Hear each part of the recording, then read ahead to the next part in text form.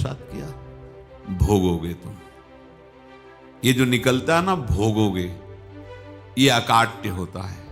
क्योंकि किसी का भी हृदय, मान लो किसी भी जीव जंतु को आप कष्ट दें और उसका हृदय आह भर जाए, तो वो आह वज्र की लीक है, तुम्हें भोगना पड़ेगा। वो आह किसी की ना लेना जिंदगी। कोई ऐसा कोई आह भर करके कह दिया तुम समर्थ हो, हम तो कुछ कर नहीं सकते, और अंदर से दुखी, फिर तुम्हारी सामर्थ्य काम नहीं करेगी, मिट्टी में मिला देगी। ऐसा नहीं कि आप जो कर रहे हैं कोई देख नहीं रहा, कोई हिसाब किताब नहीं, जो कर रहे हैं अवश्य में भोक्तव्यम, बहुत सावधान।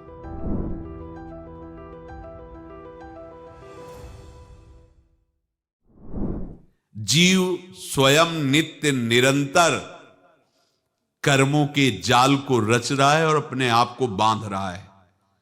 आपको मुक्त होना है, बंधना नहीं है। जीव का जन्म कर्मों के अनुबंध से होता है, कर्मों के बंधन से होता है, और उसको अपना ऋण चुकाना होता है। कर्मानुबंध ये बहुत सूक्ष्म विषय है। जैसे आप जिस परिवार में जन्म लिए हैं, तो उस परिवार के लोगों से आपका ऋण है, इसलिए उसी परिवार में आप आए हैं। और ऋणानुबंध उसको बिना चुकाए या बिना वसूल किए आप वहां से जाएंगे नहीं। आपको लेना है तो वसूल करना है, और देना है तो चुकाना है। ये पूर्व के जन्मों से निश्चित किया गया है। जैसे किसी के यहां पुत्र हुआ, जन्म से ही पैसा खर्चा शुरू हुआ, बड़ा हुआ तो उद्दंडता के द्वारा मार पूरे परिवार को क्लेश पर क्लेश देता चला जा रहा है। ये तुम्हारे कर्म का फल है। या ऐसे शक्तिहीन बुद्धिहीन ऐसे पागल पूरे जीवन सेवा करो, तुमसे अपना हिसाब चुकाने के लिए वो आया है। अब परिवार के जो सदस्य जुड़े आके, मतलब पत्नी आते ही पूरी हृदय में आनंद, परिवार में आनंद, और जीवन भर वो आनंद ही सुख देने के लिए उसका जन्म हुआ। वो अपना ऋणानुबंध मुक्त, और आते ही भयंकर क्लेश खड़ा कर दिया, बीच में दीवाल और झगड़ा वैसा, फिर अतरे दिन मारपीट शुरू, कलह अशांति, पूरा जीवन नरक हिसाब करने आए। यहां ऋण चुकाए बिना कोई जा नहीं सकता, ऋण चुकाना पड़ेगा। किसी का ऋण वसूल करना है तो किसी को ऋण चुकाना है, दोनों काम करने होते हैं। अनेक जन्मों में अनेक लोगों के साथ हमने जो बर्ताव किए हैं, अच्छे या बुरे, वो होंगे। अब किसी आदमी को हम जानते नहीं, अचानक मिला, अचानक टक्कर लगा और मार पीट गाली गुप्ता सब कर दिया, चुपचाप सह लो। क्यों? ये आपका हिसाब है, पूर्व का हिसाब। हमारा उससे कोई द्वेष नहीं, कोई संकल्प नहीं। अचानक घटना घटी और हमसे द्वेष करने लगा, हमें पीटने लगा, हमें गालियां दे, ये हिसाब है, चुपचाप सह जाओ। अपने घर का भाई ही भारी दुश्मन बन गया और क्लेश दे, हिसाब है। एक प्रभुदत्त ब्रह्मचारी जी की वाणी में पढ़ा था, एक महात्मा जी भ्रमण करते थे, तो उस समय असरफियां चलती थी, मोहरें असरफियां, तो उनको भेंट में देते लोग। तो या तो ठाकुर सेवा में लगे तत्काल, या संत सेवा में तत्काल लगे, उसका संग्रह करके डोलना ये ठीक नहीं है। बैरागी के लिए सिद्धांत में ये ठीक नहीं है। तो जब 2, 4, 6, 8 ऐसे मोहरे हुई, तो उन्होंने विचार किया कि और भ्रमण करके जब काफी मोहरे हो जाएंगी तो प्रयागराज में जब कुंभ पड़ता है, एक बार पूरे सब अखाड़े के संतों को, अलग अलग संप्रदाय सब संतों को बुलाएंगे और सबको पवाएंगे। अब साधु है तो यही विचार करेगा, और क्या विचार करेगा। तो उन्होंने ऐसे डंडा बनवाया, बेंत, जो ऊपर से चूड़ीदार और भीतर पोला, और मोहरे उसमें डालते गए। और भ्रमण, जहां जहां श्रद्धालु भगत थे सबके यहां जाना और इच्छा रखना कि एक मोहर तो दे दे दक्षिणा में। कामना कोई भी हो वो बांधती ही है, ध्यान रखना। इसीलिए प्रभु जो चाहे वो करे, अपनी चाह नहीं रखनी चाहिए, अपनी चाह प्रभु की चाह में मिला देनी चाहिए। धीरे धीरे वो छड़ी भर गई। भ्रमण करने वाले महात्मा चूड़ी लगाई, इंतजार करते रहे। जब प्रयाग का कुंभ पड़ा तो चले। तो रास्ते में एक गांव में पूछा जाता है, जैसे कहीं रुको कि कोई श्रद्धालु ऐसा है जो संत सेवी है। तो कुछ लोगों ने बताया, हाँ एक परिवार है बहुत संत सेवी है और आपको मिलाते हैं उनसे। आइए महाराज, घर में रुका, खूब अच्छा हलवा पूड़ी पवाया और जो घर के मालिक थे चरण दबाए। चरण दबाते दबाते उनकी दृष्टि पड़ी उस डंडे पे। इतना मोटा और ऊपर से कुछ चूड़ी सी भी नजर आ रही, इस डंडे में तो कोई रहस्य है ही है। अब महात्मा जी को खवा पिला के सुला दिया। महात्मा जी जब सो गए तो पत्नी से धीरे से कहा, वो डंडा लाओ बाबा जी का। डंडा, वो चूड़ीदार जो ही खोला पलटाया तो सैकड़ों मोहरे। ऐसे संत रोज पधारे भगवान, तुम आनंद हो जाए फिर क्या। पत्नी से कहा, नाप के कंकड़ लाओ। वो तो महात्मा जी तो खाए खीर पूड़ी, आराम से सो रहे। रात में पूरी प्लानिंग करके उसमें कंकड़ भर के चूड़ी लगाकर सिराने रख दिया, सारी मोहरें हटा ली। महात्मा जी आराम से छड़ी उठाए तो वजन पक्का। वैसे बड़े लोग चतुर होते हैं, पर ये नहीं जानते कि कर्म कितना भयानक होता है। और उनकी कोई संतान नहीं थी, पर धन में इतना प्रेम उनको था। बहुत सावधान। साधु महात्माओं के पास जो अर्थ है, गृहस्थी अगर आता वहीं से है, पर अगर उसको जोर जबरदस्ती या किसी छल कपट से, तो वो उसका विनाश ही करता है। आज तक का प्रमाण है। अब उनको ये भाव पता नहीं होगा, या पता होगा तो लोभ के कारण वो उसको मान नहीं पाए होंगे। महात्मा जी गए प्रयाग में, किसी अखाड़े पर रुके और वहां प्रार्थना की कि कल जो है संपूर्ण अखाड़ों का निमंत्रण किया जाए और सब संतों को भोग पवाया जाए और उनको दक्षिणा भी दी जाए। महंत ने सोचा कि बहुत बड़ा है तो उत्सव है, क्योंकि प्रयाग में कितने हजारों संत महात्मा सब। तो उनका, महाराज बोरों इसमें चीनी और टीनों घी लगेगा, सब व्यवस्था। बोले आप मंगाइए, एक एक हिसाब हम करेंगे, हमारे पास सब व्यवस्था है। बोले कुछ तो पहले दे दो, इकट्ठे देंगे हम। उनको था कि अगर हम छड़ी खोला और दो चार मोहरे दी, किसी को पता लग गया तो गड़बड़ हो सकती। बोले हम भंडारे के समय आखिरी में सब कुछ आपको दे देंगे। ठीक है।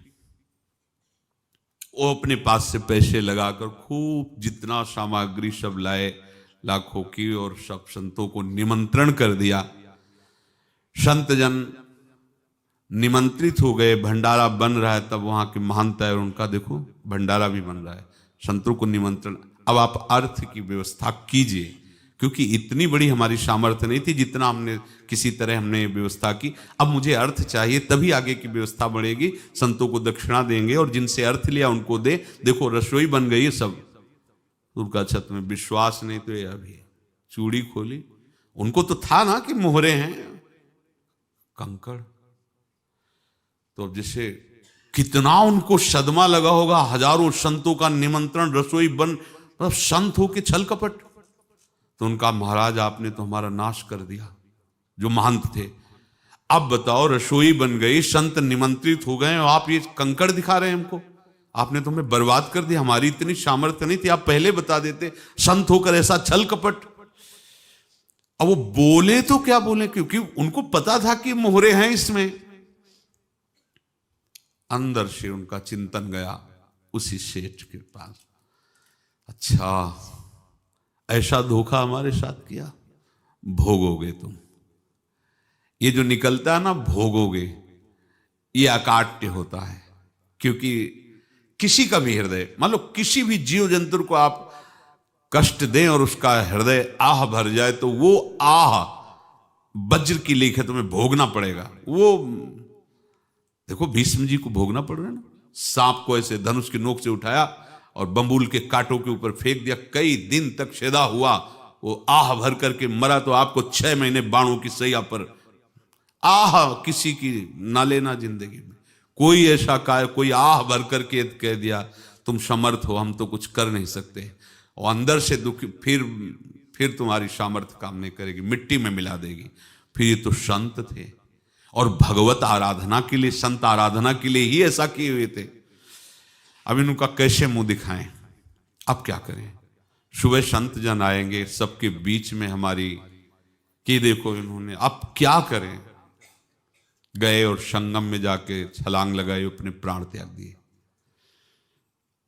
अब उनके तो पास मोहरे थी और व्यापार बढ़ा, और 9-10 महीने बाद ही लड़का हुआ।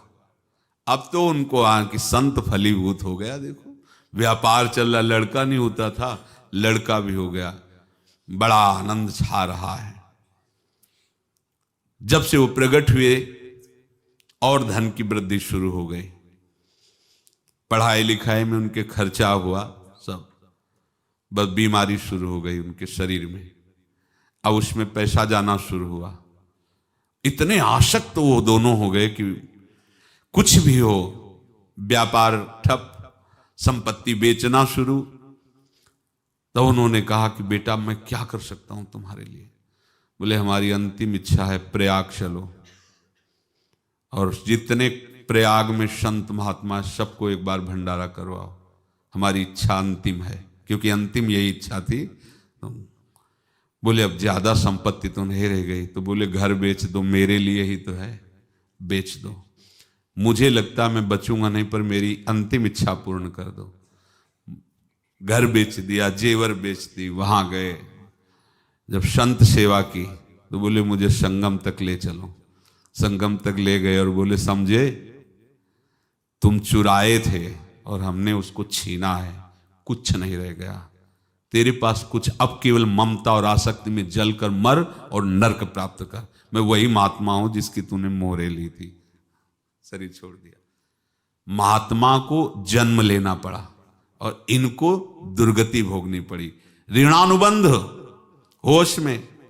ऐसा नहीं कि आप जो कर रहे हैं कोई देख नहीं रहा, कोई हिसाब किताब नहीं, जो कर रहे हैं अवश्य में भोक्तव्यम। बहुत सावधान। अनेक जन्मों में अनेक लोगों से जो कुछ लिया दिया है, इस लेने देने को मिटा देने के बाद ही तुम मुक्त हो गए। इसीलिए एक उपाय है, लेना न देना, मगन रहना। क्या? मालिक को समर्पित हो जाओ, मालिक को अपना माना हुआ समर्पित कर दो, खत्म। अहम त्वाम स्वरूपापेभ्यो मोक्षयिष्यामि, सब खत्म। आगे पीछे लेना देना सब खत्म। एकादश स्कंद में भगवान श्री कृष्णचंद्र जी ने कहा जो मेरे चरणों का आश्रय लेकर भक्त मेरा भक्ति करता है, उसके पितृ ऋण, मातृ ऋण, देव ऋण, ऋषि ऋण, सब ऋणों से मैं मुक्त कर देता हूं। बस यही एक उपाय है जो इसके बंद करने का उपाय भक्तों के लिए है, वो यही है, भगवान की शरण में होकर अपना माना हुआ पूरा भगवान के अर्पित कर दो। अर्पित करने का तात्पर्य उसमें अहम हटा दो। तो दियम वस्तु गोविंदम तुभ्यमेव समर्पये। जिनसे तुमने सेवा करवाई है उनकी सेवा करनी पड़ेगी, जिनसे तुमने जो कुछ लिया है उनको देना पड़ेगा। ये लेने देने का व्यापार जब तक समाप्त नहीं होगा तब तक तुम्हारा जन्म मरण चलता रहेगा। अब आपको यहां समझना है, यदि आपसे किसी ने पैसे लिए बेईमानी करके नहीं दे रहा है तो आप उसको गाली मत दीजिए, आपने बेईमानी की थी इसलिए आपकी बेईमानी हुई है, ले गया, कोई बात नहीं है, बंधन से मुक्त हुए, जो बोझा था चला गया। उसको ऐसा ना देखे कि ये बेईमान हमारे रुपए मार लिए, अब जो कुछ होगा देखेंगे।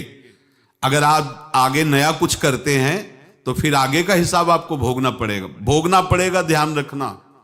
ऐसा नहीं है कि आपको भोगना नहीं पड़ेगा। एक ही उपाय है कि अब जो शरीर धारण किए इसी में जो भोग ले, आगे ना होना चाहिए। तो क्या करे? सर्वतो भावेन भगवान की शरण ले ले। ये तो सर्वाणि कर्माणि मयि सन्न्यस्य मत्पराहा अनन्येनैव योगेन माम ध्यायन्तु उपासते तेषामहं समुद्धर्ता मृत्यु संसार से। ये बड़ा कठिन है पार होना, कोई छोटी मोटी बात है। एक महात्मा बाल्यावस्था से भजन करते थे, शालिग्राम भगवान पास रखते थे और उन्हीं की आराधना करके बस पाठ नाम जप और भ्रमण करते थे। यौवन अवस्था थी, गंगा जी के किनारे अपने ठाकुर को विराजमान करके स्नान करने के लिए कपड़ा ही उतार रहे थे कि 90 लोग आ गए, भाला तलवार सब ले, मारो मारो इसको मारो, घेर लिया। तो उन्होंने हाथ जोड़कर कहा हमने क्या अपराध किया, कोई सुन ही नहीं रहा। तो उन्होंने कहा मार तो डालोगे ही आप 90 लोग, हम कोई अस्त्र शस्त्र तो लिए नहीं, एक बार हमें गंगा में डुबकी लगा देने दो और अपने ठाकुर को स्नान करा देने दो, फिर इसके बाद आप मार देना। भगवत इच्छा से वो लोग रुक गए, स्नान किया और अंदर से प्रार्थना की, प्रभु ये क्या लीला है आपकी, आपके सिवा मेरा कोई है नहीं और ये मुझे मारना चाहते हैं। तो भगवान ने जानते हो क्या कहा उनके अंतर में, तुम मेरे में ध्यानस्थ हो करके शरीर को छोड़ो, ये लोग मारेंगे, ये मेरे भजन का फल है कि तुम्हें 90 जन्म नहीं लेना पड़ेगा, एक ही जन्म में 90 मिलके, तुमने 90 हिंसा की थी पूर्व में, तो तुम्हें 90 बार जन्म लेना होता और एक एक करके मारते। ये मेरे भजन का प्रताप है कि एक बार में ही 90 का हिसाब हो जाएगा। तुम आंख मूंदो, मेरे ध्यान में मगन रहो, मेरे प्रताप से तुम्हें कोई चोट नहीं होगी और स्वाभाविक मूर्छावस्था में प्राण तुम्हारे छूट जाए। ऐसा ही हुआ, ऐसा हुआ। तो ये बात समझ लो कि ये जो कर्मानुबंध है, ऋणानुबंध है। आप देखो, अगर शाप महात्माओं ने दिया कि तुम्हारे वंश का इससे विनाश होगा, तो भगवान भी परम धाम जा रहे तो उसी कील से, बाण की नोक में जो मछली लील गई थी छोटा कण, उसी